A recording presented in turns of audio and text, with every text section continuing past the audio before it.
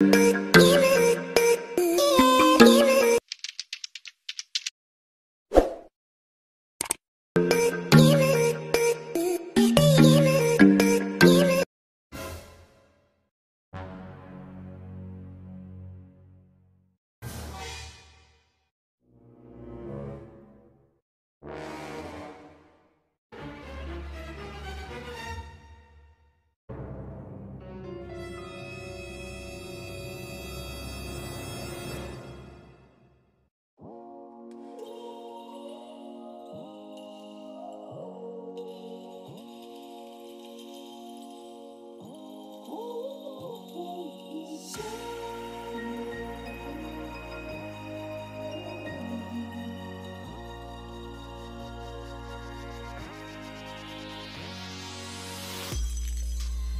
can hear whispers from far away when we travel through the night. I see the walls are caving in. Take me on a ride to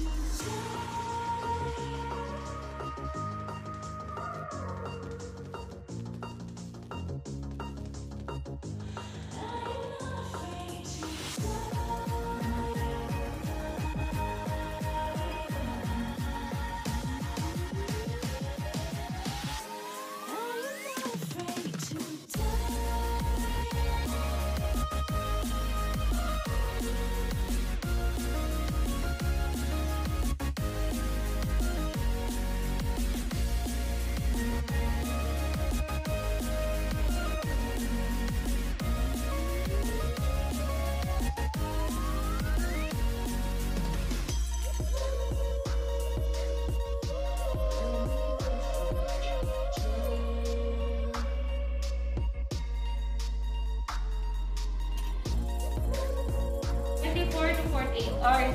Hindi po siya lumalagpas ng 48 hours, guaranteed na po siya. May mga instances po. Luggage kit po natin. Luggage kit po. Kailangan niyo po sa room. Hindi, yung ano lang, maleta lang yung kailangan. Huwag na yan. Luggage kit na lang natin. Bigyan ko po kayo ng tag. Dito kami mag-check-in. Quarantine hotel. Ayan. Mukhang maganda naman kasi yung paligid. Oh. Ayan si Daddy. Oh, eto yung ano namin. May swimming pool pa. Ayan.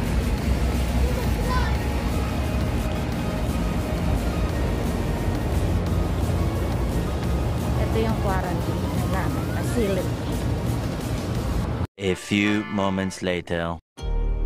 Ayan! Dito na kami sa room. Ayan, maganda naman yung hotel. Eto, papakita ko sa inyo. Oh. Tingnan nyo yung bed namin. Maganda. Kami na lang ang hindi. Maganda. Ayan, may dalawang bed. Si Andre sa isa. And kami doon. Tapos medyo may maliit siyang parang sala. Eto. Ayan, dito na kami sa hotel. Ayan, papapakita ko sa inyo ang ganda ng hotel na napuntahan namin. Eto, may dalawa siyang bed. Tapos, may maliit na sala. Eto. So, ganda. Ayan, maayos naman talaga yung hotel. Tapos, meron dong dining area. Ayun.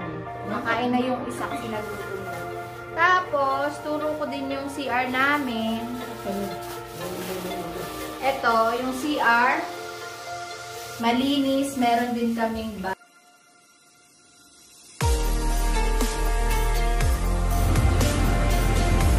Hi guys! Ito yung labas ng aming quarantine hotel. Hindi naman kami lumalabas mismo sa pinakalabas. Balcony lang. So, ito po ang aming hotel. Siyempre, dito yan. Ayan, nakita nyo marami ng kalat. And then, ayan siya. Anak ko. And, ito yung pinakaharap niya. Ang ganda niya. Kasi, nakaka-relax din naman talaga. Ayan, dito lang kami sa pinakamalapit. Sa baba kami. Kaya, kitang-kita namin yung swimming pool. Ayan, ito. Ang Widow's Hotel. Parang ganon. Widow's Hotel ang tawag. Dito yan sa Pampanga. Ayan, nakikita nyo. O, diba? Relaxing naman talaga. Parang nasa Qatar ka lang. Ayan. Ito yung room namin. So, malaki din yung pinaka-room kasi dalawang ano siya. Dalawang bed. Pasok tayo sa loob ng room. Ayan. Pasok tayo. So, ito. Ayan. Maganda yung loob niya. TV. Syempre, may cabinet. Ayan. Nandun yung may kitchen. So, nakakalat na yung mga gamit namin. Kasi nga, ayan. O, diba? Relax na si Hadi. Ayan. Tapos, kapag kukunin mo yung pagkain, dito lang, bubuksan mo siya. Kapag may rasyon, nilalagay nila dun sa upuan. Ayan. Ganito yung setup. Nilalagay nila dyan yung mga pagkain. Ganon. Ayan, diba? Tapos, ayan, meron din silang microwave. Meron ding ref. Ayan. Tapos, ito, meron din yung, syempre, ito. Kami, kinuha ko. Ito, may mga kape, may water. Nagdala kami ng mga merienda or mga snacks lang. Ayan. Galing pa yan ng Qatar. Ayan, nakikita nyo. So, ayan yung mga bag namin. Ayan yung mga kalat-kalat pa. Tapos, yung banyo niya, maganda naman. Ayan, kung nakikita mo. Ayan, palakay. Tapos, ayan. Andre, hindi siya natulog dito sa bed niya kasi hindi daw siya komportable. Mas pinili niya ditong matulog. Dito sa may, ano. Ayan. Sarap lang din magpahinga kasi nga para ka lang nakabakasyon. Yun nga lang, matagal kasi ilang days din kami dito. At least maganda. Doon sa mga uuwi, kayo mag-alala, maganda naman yung mga quarantine hotel. Lalo na daw sa Cebu, maganda yung ano, yung kanilang mga hotel doon. Dito okay din naman sa Pampanga. Maayos. There's still 4 days more.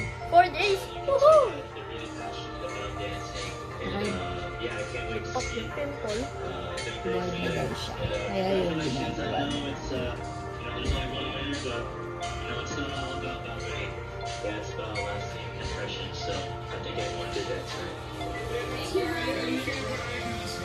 Ayun yung pinaka-view.